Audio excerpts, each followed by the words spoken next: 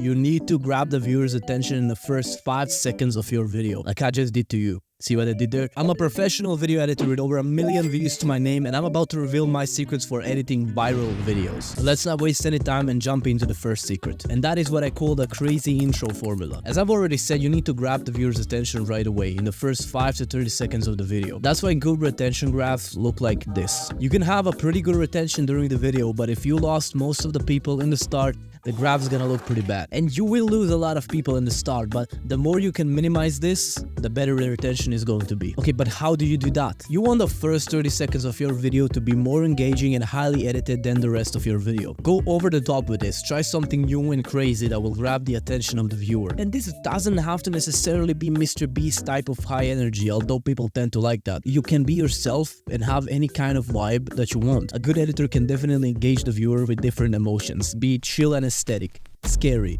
whatever, just make it engaging. And if you can go through the intro as fast as possible, that would be great. Try to make it shorter, see if you can take things out, but also be realistic. You don't have to speedrun by speaking like Ben Shapiro, you know. And listen, fast-paced retention editing is generally, and I say generally, going to in fact perform better than slowly edited videos. Now, that doesn't mean that this is the only way to succeed on YouTube or as a video editor. I'm just saying you're going to have benefits if you do it, but if you don't like that style of editing, then don't go for it. There's nothing wrong with either style.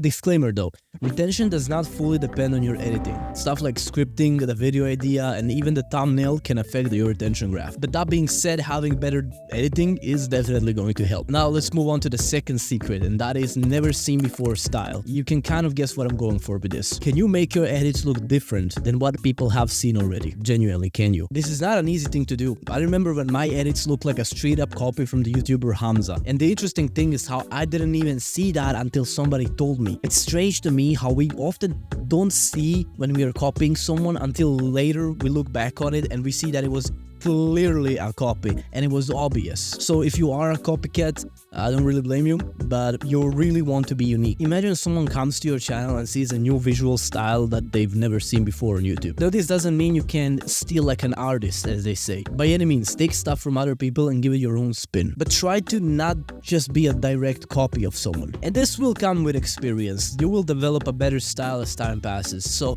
go and edit something. Don't let a creative block stop you. Now before we get into the third secret, I actually have an honorable mention for you, and that is to have fun. You should enjoy editing. This process should be fun for you. I'm having a blast whenever I'm making a new video, and part of why that is because I try something new in every video. I make a new type of b-roll, a new kind of animation that I haven't made before, and I allow myself to go a little, you know, weird, experimental, and that's part of how I develop my own style. It keeps growing the more I have fun, and I'm guessing you would have fun too if you're watching this. And that's honestly the best part. We can make this into a career and do something for life that we actually enjoy doing. We want to be YouTubers, we want to be editors, but they are telling us that this is impossible. There are guys telling you and me that the unfulfilling 9-to-5 job is the only way. And yeah, maybe for someone it is, but we don't have to listen to them. You and I know that it is 100% possible to get that editing job, to make a career out of YouTube. But we also know that this won't come unless we take action.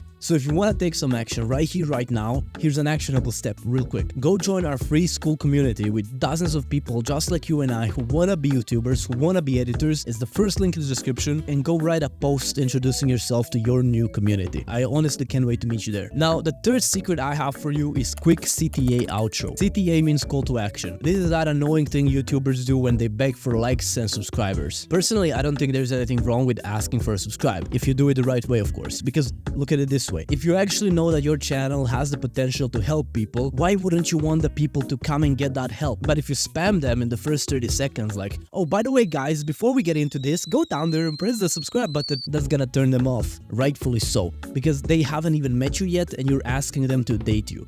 I don't know if that's a horrible analogy, I don't know, but you know what I mean. You have to prove yourself to them first. They need to like you first. So do the call to action at the end of your video, like this. If you like this video and you want to learn more about video editing, you can go down there and press subscribe. It's a win-win for both of us, so you might as well. Bye.